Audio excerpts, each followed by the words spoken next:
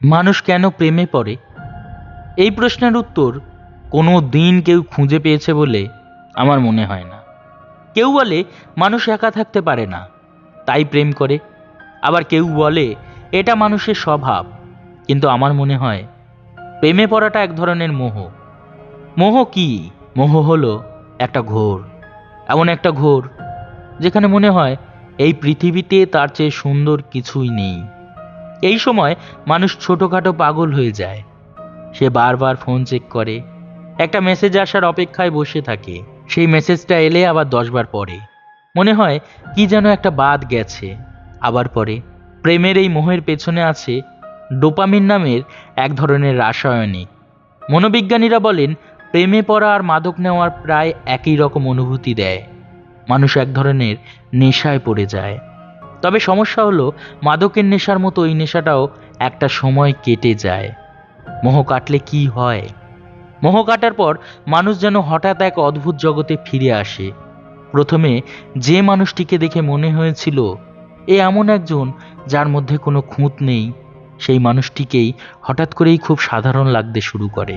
যে ছাদে swimming pool নিয়ে এত স্বপ্ন দেখা হয়েছিল, সেখানে গিয়ে দেখা যায় ছাদের কোনায় শুকাতে দেওয়া পুরনো পেটিকোট কিংবা লুঙ্গি। যে ফুলের বাগানের কথা ভেবেছিলেন, সেখানে হয়তো মাটির টবে শুকনো ক্যাকটাস দাঁড়িয়ে আছে। তখনই সম্পর্কটা একটা কঠিন প্রশ্নের মুখে পড়ে। এই মানুষটার সঙ্গে আপনি কি সত্যি বাকি জীবন কাটাতে চান, নাকি পুরোটা সময়ে ছিল কেবল একটা মোহ? মোহ কাটার পরই বোঝা যায় সম্পর্কটা ভালোবাসার উপর দাঁড়িয়ে আছে নাকি শুধুই ছিল এক ধরনের মায়াবী ঘোর। তখন থেকেই শুরু হয় আসল সম্পর্কের লড়াই।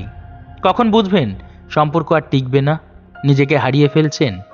যদি কোনো সম্পর্ক আপনাকে আপনার মতো থাকতে না দেয়, তবে সেই সম্পর্ক কখনো টেকে না। ভালোবাসা মানে হলো আপনাকে যেমন তেমন ভাবেই গ্রহণ করা।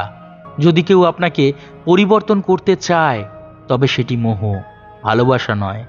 যোগাযোগ কমে গেছে? ভালোবাসা থাকলে মানুষ সময় করে নেয়।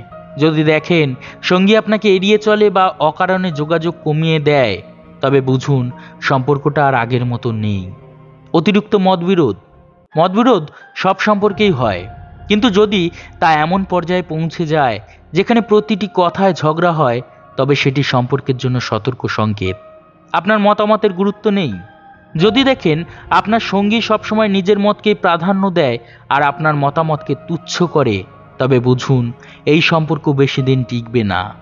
অন্যদের সঙ্গে খারাপ আচরণ করে? আপনার সঙ্গীর আচার ব্যবহারের নজর দিন।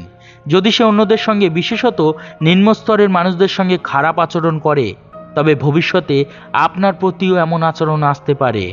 মোহ আর ভালোবাসার মধ্যে পার্থক্য আছে। মোহ আসে হঠাৎ, কিন্তু ভালোবাসা তৈরি হয় ধীরে ধীরে।